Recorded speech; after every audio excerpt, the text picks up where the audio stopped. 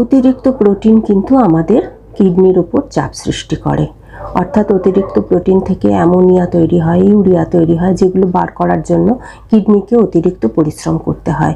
দীর্ঘদিন ধরে এরকম অবস্থা চলতে থাকলে রেনাল ফেলিওর পর্যন্ত হতে পারে। অতিরিক্ত প্রোটিন কিন্তু আমাদের ডিহাইড্রেশন করে দেয়।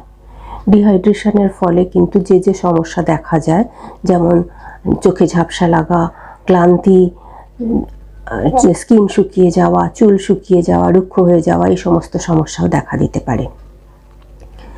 অতিরিক্ত প্রোটিন আমাদের শরীরে অ্যাসিডের মাত্রা বাড়িয়ে দেয়, যেটা কিটোসিসের পরিণত হতে পারে, যেটাও কিন্তু খুব মারাত্মক একটা অসুস্থতা।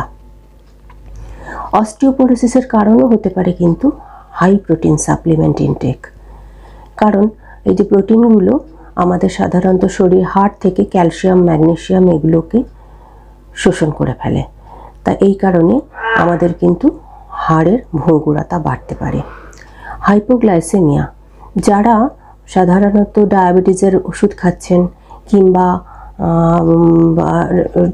ইনসুলিন নিচ্ছেন, তারা প্রোটিন সাপ্লিমেন্ট নিতে গেলে কিন্তু আগে বিশেষজ্ঞের পরামর্শ নেবেন। ডায়েটিশিয়ানের পরামর্শ তো অবশ্যই নেওয়া প্রয়োজন, কারণ দেখা গেছে যে এতে করে হঠাৎ করে হাইপোগ্লাইসেমিক শক দেখা দিতে পারে।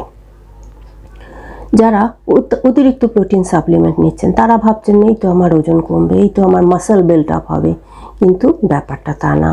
আপনি যদি ক্যালোরি যত পরিমাণ নিচ্ছেন ততটা খরচ করতে না পারেন, অর্থাৎ এই সহজ অঙ্কটা যদি না মাথায় থাকে, তাহলে কিন্তু ওজন কমার থেকে বেড়ে যেতে পারে।